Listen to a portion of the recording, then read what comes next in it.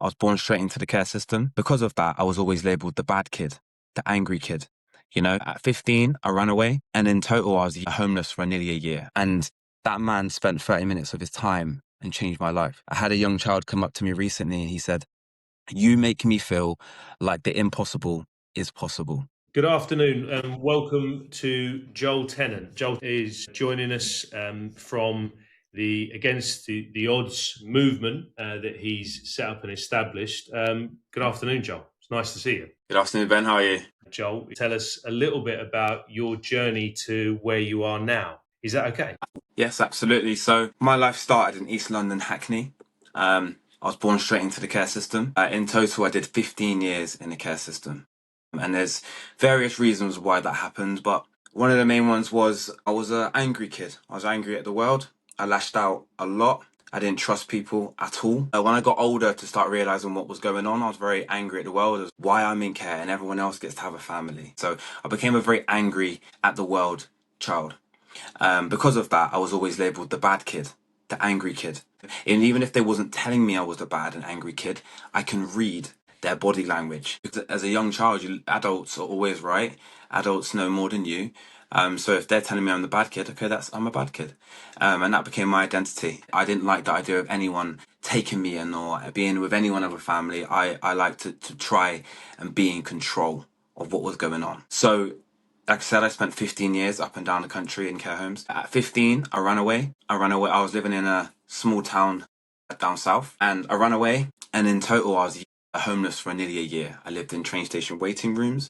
I lived in churches. But the craziest part about that is I remember being happy. And as an adult, I look back and think the happiest I was at 15 years old is when I thought I was free and I was homeless. You know, that's that if that doesn't show how dark my life was, then nothing will, sort of thing. So by being homeless, I started getting in with the wrong crowds. I wanted family. I really longed for family, and the only place I could find family was in the wrong places. When I was younger, I used to push people away and they'd go. In the gang, I push, they stayed. They had my back. They made me feel like I was part of something, like I belonged somewhere for the first time. So I was willing to do anything to make sure I do not lose this family feeling that I've been longing my whole life. So I was in this gang. We did horrible things. We didn't do very nice things to people, and to this day I still look back and I lose sleep over it, because it wasn't the person I am. It was the identity that I picked up. Wrong of them for saying it to me, but even wronger of me for believing it. So me and this gang got into all sorts of trouble. One day I beat someone up pretty badly. I thought I had really, really injured him and potentially killed him. I got arrested there and then. My gang, my family, thought I was always got by my side. They're running down the street, I'm getting arrested. I get into the police station, and first, I really thought it's what I wanted. All my life I thought, yeah, go jail. My dad's in jail. It makes sense. It's going to give me the last stripe that I need to be the bad kid. Again, that identity followed me so much that I was willing to go jail to uphold it. So I was in the police station after a while of getting interviewed and getting put back up. So at first I said I didn't do it. I said I was trying to help him. That doesn't work. So they kept asking me questions, asking me differently. And then I said, yeah, I did it. The young lad didn't die. He actually didn't even press charges. He wanted to get me back himself. He wanted to inflict pain on me himself. But anyway, long story short, they thought I had snitched. Because I'd been in a police station for so long, they thought I'd snitched. So now I'm in a scary situation where I've got this young lad that I beat up and his family coming after me. And I've got the gang that I know are very dangerous because I was part of that after me as well. I'm scared. So I contacted a girl that always told me that she always said that I'm not a bad person. And I used to say, I'm the baddest person in the world. You could never tell me any different. She always just used to say, you're not, you're just pretending. I see more in you. At the time, I ignored it. But when I was in this situation, I had to call someone to get to a safe place. So her family said that I can stay with her as long as I get a job. And at that time, a job to me was so far out of my mind, but I had to do it to keep safe. And to be honest, I was sick of bending who I was to fit into crowds. So I got this job digging holes, rain, snow, you just dig a hole, dig a hole, dig a hole. It wasn't a very nice job, but for the first time in my life, I had purpose. It made me feel like I was working towards something, and that bad kid label started to become more distant from me, because now I feel like I'm a bit of a man, Well, I am a man. I'm becoming a man. One day, a manager come to my site with a nice car and nice watch, and I was like, what do I need to do to be like you? You know, he took me to his porter cabin and he wrote down the basics of what I needed to do. This man did not need to do that. And he was an agency manager. He was not even my manager. He wrote down the basics of what I needed to do. I went to, as soon as I got back, I went to the young girl that I was with. I told her family. We went to youth clubs. We went everywhere to get to get my maths, my English again, paid for my engineering qualifications instead of going the traditional route. I failed. I cried. I failed again. I struggled. I gave up. I started again. Long story short, 3 years later, I become the youngest manager at that company. And since then, I've worked with the biggest engineering companies in the UK. So for me, that man spent 30 minutes of his day and that young lady believed in me. Then I started to believe in myself. And that's all that. They didn't give me much time. So imagine what I'm doing now with the 8-9 hours a day that I spend with these young children. And that's how I truly believe I can change life, by inspiring these young children. Because if I did it, and I was able to overcome it, so can they. That really is amazing. At what point did you make the decision to credit yourself for the resilience you'd shown and the remarkable journey you'd come through, but make that decision that that was something that you wanted to share with other young people? After I got the jobs and I was working in the engineering world, and I realized that anything is possible, and a lot of these young children truly do not believe that they can achieve anything from such a young age. And for me, why I wanted to do it is because you got to inspire young children these days, and that sometimes can be the problem. Some of them are inspired by rap music. Some of them are inspired by a lot of the wrong people, especially on TikTok and social media nowadays. So I look cool. I dress kind of cool. I speak like them. I look like them. I feel like if I'm in front of them, they can inspire to be like me. A young black man that started with the odds against him. Anything is possible, and that's how I truly believe you can inspire young people. From an insight point of view, one the elements that's coming out really really powerfully is the idea of learned hopelessness and learned low self efficacy. But there's very little that can be as effective as the vicarious success of people that you recognize being in similar positions to yourself. What you're offering is that you have been through as hard and harder as many of the people in front of you, and yet you've managed to come through in the way that you have. What work is it that you actually do? I would say the main word for me is just inspiring these young children to make them understand how incredible and how strong they actually are. In life, everyone's going to learn resilience at some point. Something's going to happen. For me, they're going to go through the emotions, understand they can't do anything about it, and some see a positive in it or see strength in it. That's going to happen in everyone's life. When a young child who's gone through so much at a young age, but they still turn up to school every day with a smile on their face, that tells me this child is strong and this child is special. And as soon as, when you teach them to recognize how strong they are, how special they are, they start picking their head up. They're not looking at the floor no more. So, I'm strong, I'm tough. I may not look tough, I may not talk tough, but in here, I am tough, and it should get to the point of in life when little things come at you, you think, I've been through worse. I had a young child come up to me recently and he said, you make me feel like the impossible is possible. This child was 14, and that's why I do what I do for comments like that, and the conversations that I get to have with these young children, and understanding how they feel. When a young child looks at me, I can almost feel like I see the pain in his eyes, and I understand it because I was there. That's really heartening when you get that feedback that's just so powerful about that reality that somebody really feels that they're capable of making that breakthrough. It's awesome that you can bring that to people, and I imagine that's hugely rewarding. I know that we've talked through a variety of aspects of what Insight Behaviours does in terms of analysing profiles, but if I could put before you a profile. We've talked about it's a real anonymized individual. It happens to be from a school in East London. But if we just look at this one example, their drivers say that they care about being successful. Their approach is above average. Their intrinsic motivation is above average. Their mastery goals are there. Their perfectionism is high. But likewise, their avoidance, their dependence, their discounting, where they don't trust people who praise them, is higher. Does that strike a chord at all? Yeah, for me, I think from speaking from experience, like the young children and myself when I was younger that cared the most failed because for me I was scared of failure. But I'd self-sabotage before I got to the failure. You know, when you're a young child, being in control, not being in control is a scary thing, especially if you're growing up without being in control. So to way to be in control is, yes, you know, it sometimes feels like it's not worth the risk because failure hurts too much. And so, how might that sort of manifest itself? What would you do? What do you think a young person most commonly does to avoid that failure? Okay, so I think be the class clown, make a joke out of it, make a joke out of every situation. Maybe avoid the test or even avoid the learning because what's the point in learning? I'm gonna fail anyway. It's a waste of time. I failed so many times. How can I catch up? How can I catch up? I failed last year. Why this year? Failing becomes too much of a daily thing. I mean, that's powerful in and of itself, isn't it? Because one of our most common tendencies in response to hopelessness and low self-efficacy, and even to respond to when we watch children who self-handicap and avoid learning and tasks and distract, is to sort of lean in and just tell them they can be successful without necessarily any evidential basis for that. We just tell you that you can.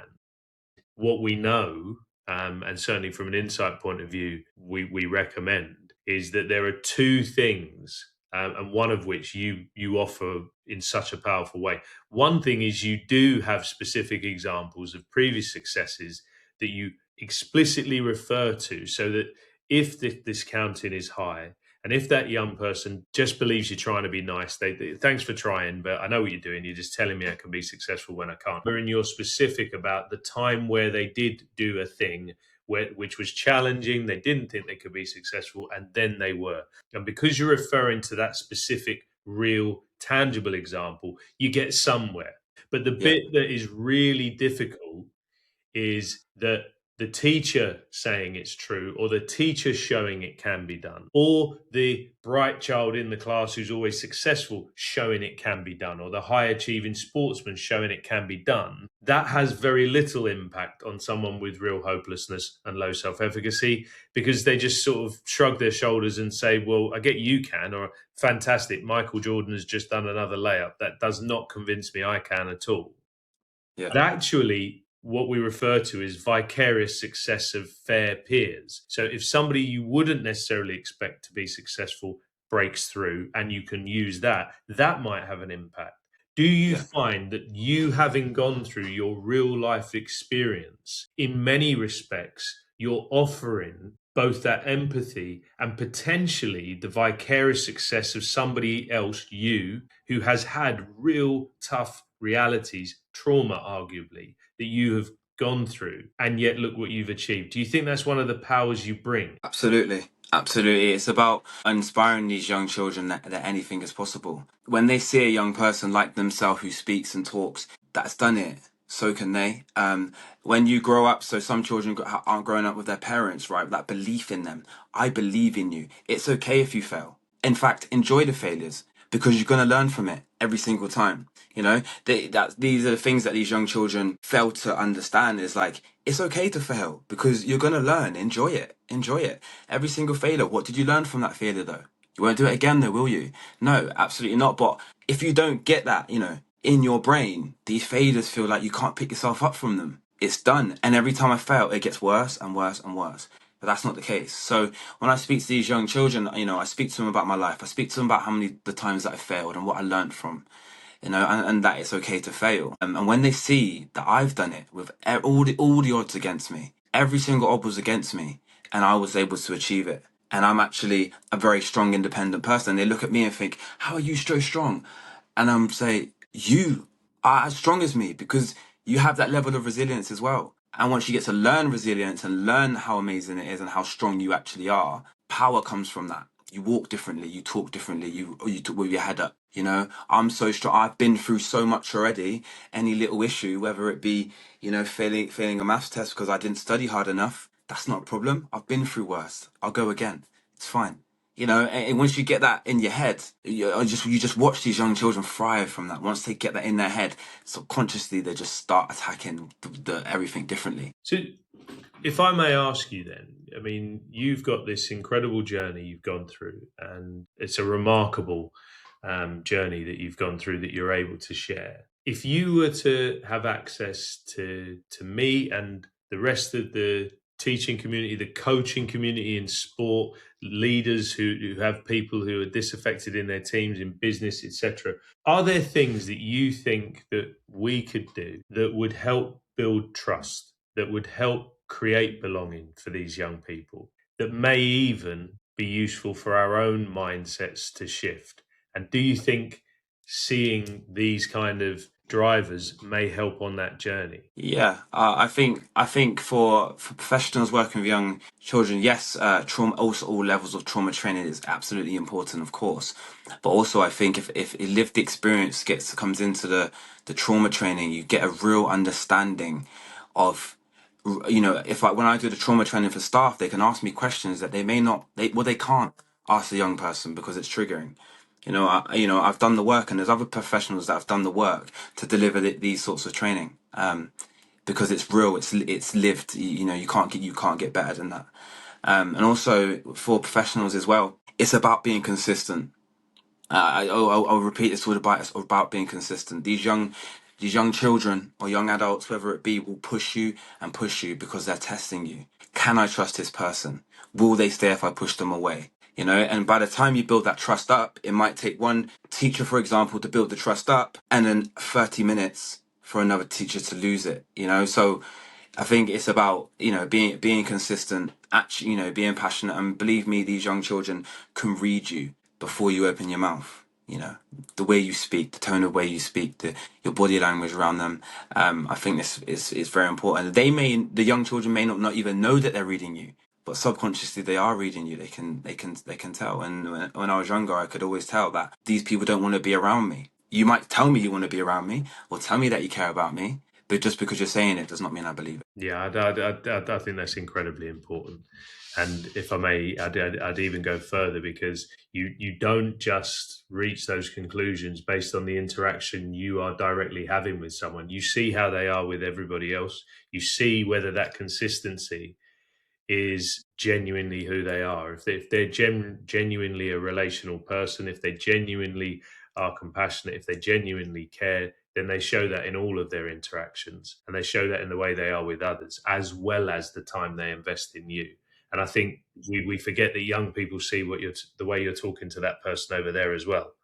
And that's where, especially when you've got profiles like this showing that discounting is high, which it so often is, and when perfectionism is high and the standards being demanded are really high, then actually, as soon as they see you drop the face with somebody else, they wonder if it's just performed. Is that real, what we're doing with you? How commonly do you come across this type of profile whereby the young people genuinely care, and they may even have high mastery and high perfectionism, but the behaviors that they present would tell you the other picture instead? How is that something you encounter a lot? Yeah, absolutely. A lot of young children just think it's so far out of reach to become successful. They get to a point where they just think, I'm just wasting my time here. And especially, to feel, to want to be part of something so bad, you will change your identity. I changed my identity. So, if there's the cool kids in school, they're not, they're messing about, they're doing vapes, they're doing negative things. To feel like you want to belong somewhere, you need to almost dumb yourself down and not act like the smart person. It's cooler to not be the smart person. I think that's a problem that we have nowadays. It's not cool to be the guy that studies a lot and doesn't go to the park. It's not cool. But I say to these young children, you may not think it's cool now, but believe me, when you get older, you'll be very cool. You'll be very cool. Do you want the nice cars? Do you want to go to America? Do you want to play football? Okay. They all say yeah all the time. Okay. If you got a criminal record, how many of those things do you think you would achieve? And then they're like, what? And I said, you need to start thinking. Yes, you're young. Yes, you're in your teens. but the rest of your life could be affected by one bad choice, hanging around with the wrong people. And, as I say as well, yes, I always speak about subconscious as listening all the time. If you're around negative people all the time, you'll become negative, even if you're the good one and they're bad, but you're not like them. So, what kind of experiences can lead to this sort of reality where there is high motivation, but it's alongside low belief? Where could that come from? I think it can come from like multiple different things, but one of the main things is just no one's if you're coming from a background where your parents don't believe in you or uplifting you, and, or they have not done so well in life, and these are the people that you look up to. You think, and you think, this is what I look up to. I can't break away from this. This is the life that we have. But also, being negative about yourself is safer. It's safe. As a young child, all you want to feel is safe. You don't want to feel like you're gonna fail all the time. You don't want to feel like that. And despite that, why might adults, be they teachers or coaches or leaders in any field, why might they get you so wrong? Why might they misunderstand young people with these profiles at all then? Because I think they're dealing with if a young child is lashing out, they'll deal with the lash out. They won't look into why has this young child lashed out. Okay, it's about getting to know young students. So if there's a young child that's gone through a dark past where he doesn't like to be locked in a room, and you don't know, but for some reason you've closed the window and there's now one exit, he might drop off a bit. You know what I mean? So it's about actually get an understanding, right? There's a problem there. We need to look about what the problem is there and work with it. Like I can't be in a room when I'm in a room with one exit, it makes me feel very uneasy. And there's a lot of children that are like that, and that's why it could disengage. So it's about trying to look into a child's trauma, I think. And so, in terms of belonging and identity, what role do you think they play in engagement, again, in schools, but also beyond in sport and elsewhere? Do you think they're significant? Yeah, so for me, my identity became the bad kid because I was told I was the bad kid all the time. So I ran with that, and that's what made me feel strong and powerful. That made me feel like there's something that what was missing. But feeling like when you don't come from a background where you feel like you belong anywhere, you're just looking, you want love. Of course you want love. Everybody wants love. And you start looking it for any place you can find it. There's young girls that all look for love with men that they don't necessarily like or want to be around, but they make them feel that certain way. And so I think belonging is a massive part of it. And a young child should feel like they belong. It should be a normal thing, but unfortunately it's not. And especially when you're around other kids that do feel like they belong, they do get to go home to their family and they do get all this sort of stuff. You just, they're telling you stuff every day and you're like, oh, that's nice. But deep down, you haven't got that when you go home. And You know, on a practical level, what could schools and teams, or schools particularly, what could they do to, in terms of practical relational approaches, how could we shift patterns like this? I think what you do is incredible. I think first of all, find out, get them to do the test that you have and find out if the problems and try and understand it more. And also bring, I think, lived experience is a really key part in speaking to young people, because there might be 100 people there that aren't living or can't relate, but if there's two in a room that can relate, it can completely alter their way of thinking. And it's to see someone who's been able to be successful from the same background as them, which you don't get to see every day. They're around young people that are living in the same background as them, and they're not successful, and their parents are successful, and their whole bloodline isn't successful. So what makes me so special? What makes me so special? How can I do it? So when you see someone who's done it, you start having that belief. And when you speak to someone as well who's you can relate to, you build trust. And when you build trust, you knock down walls. And when you knock down walls, that's when progression starts, personally, for me. I think the last two are two of the hardest of the questions that we face.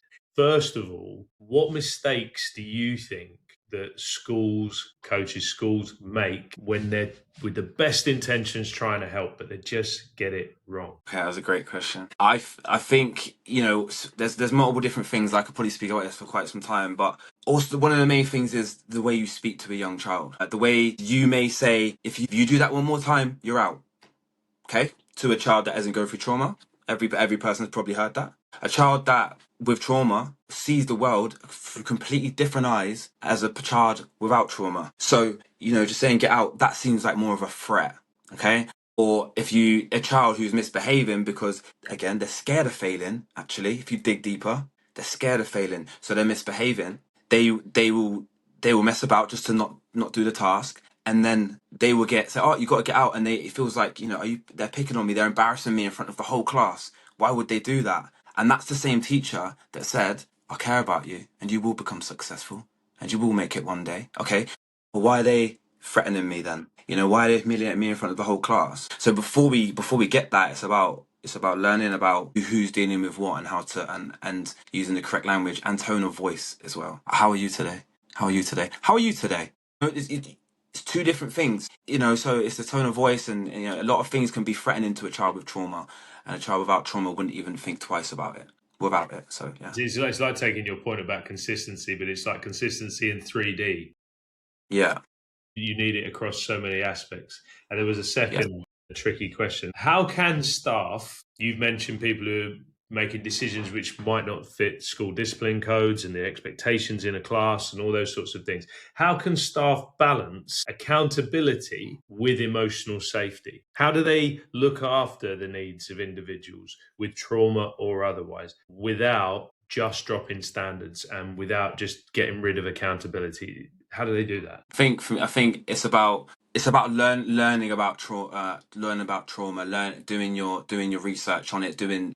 I think all staff should have some level of trauma training, so they understand it, and they can, once you have a bit of trauma training, you learn about it more. You see it before other people see it. So I feel like if staff was more to learn about trauma and have a better understanding about it, then I think that would be a good step towards helping these young students. And can they still hold people to account though? Can they still have boundaries? Can they still have expectations and hold people to them? Yeah, they can absolutely, but deal with it in a way that you understand it. And if a young child, you know there's something going on, right?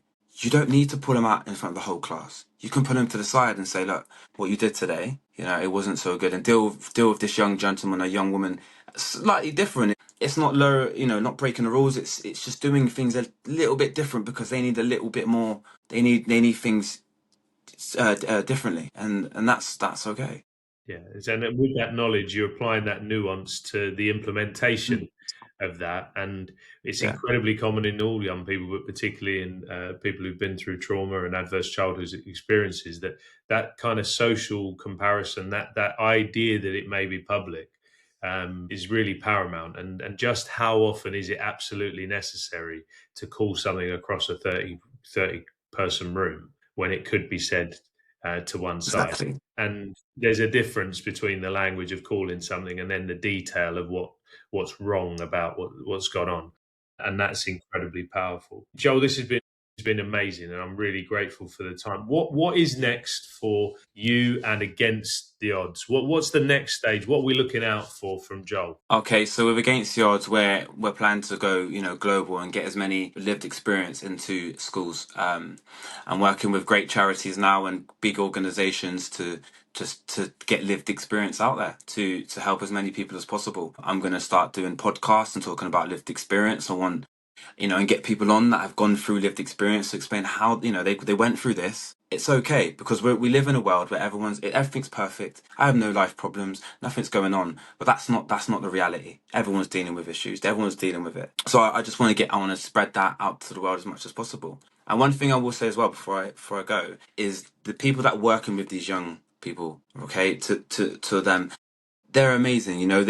A lot of them, I meet a lot of amazing people, incredible people like yourself. And these adults that are looking after these young students have adult problems too. They have real life adult problems, whether it bills, marriage, whatever it is, but they still turn up. And so these young children do not understand that they had a really rough night last night, or that bills really kind of come soon, but they still turn up for these young people every single day. I love what you do, and I love this. I love this podcast as well. So I just want to say thank you to all the working professionals that are trying their best. Thank you. Thank you very much, Joel. Honestly, it's been an honour and a pleasure, and hopefully we'll we'll certainly catch up soon, but certainly we may even have a chance to revisit this here. I'm really excited to look forward to the next thing from Against the Odds. But thank you very much indeed.